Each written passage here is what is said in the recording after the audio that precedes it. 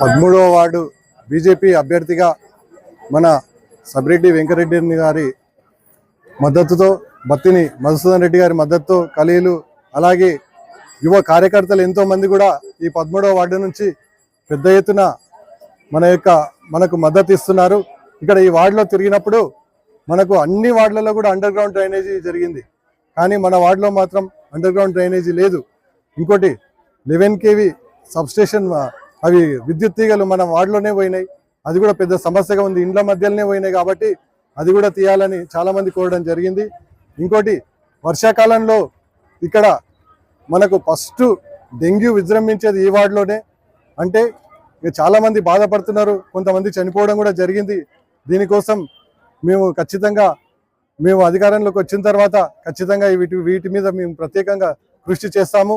అలాగే పింఛన్ కూడా చాలామందికి రాలేదు, వాళ్ళు కూడా చాలామంది మాకు అడగడం జరిగింది.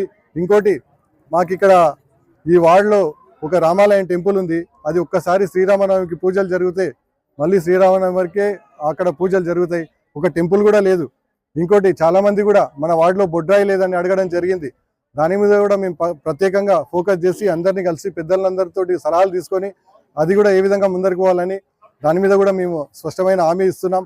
అలాగే వాళ్ళు ఎన్నో మాటలు చెప్తారు, ఇప్పుడు ఎన్నికలు వచ్చినాయి కాబట్టి అబద్ధపు మాటలు మోసపూరితమైన హామీలు ఇస్తున్నారు. కాబట్టి ప్రజలందరూ కూడా మీరు గమనించండి. 13వ వార్డులో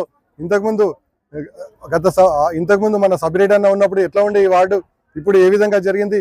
కొంతమంది తల్లిదండ్రులు వాళ్ళ పిల్లలు ఈ విధంగా అయిపోయిందని వాళ్ళ గుండె కోతను తీర్చలేంది, ఎందుకంటే సరైన మార్గంలో లేకపోవడం, కావాలని వాళ్ళ యొక్క స్వార్థానికి బలైపోయినరు. అందుకని దీని మీద కూడా మేము ప్రత్యేక శ్రద్ధ పెట్టి అనేకమంది భక్తి కార్యక్రమాలు కానీ ఈ విధంగా మేము పెద్దలందరి సలహాలతోటి ముందుకు తీసుకుపోతామని మీ అందరూ కూడా మనవి చేస్తున్నాం.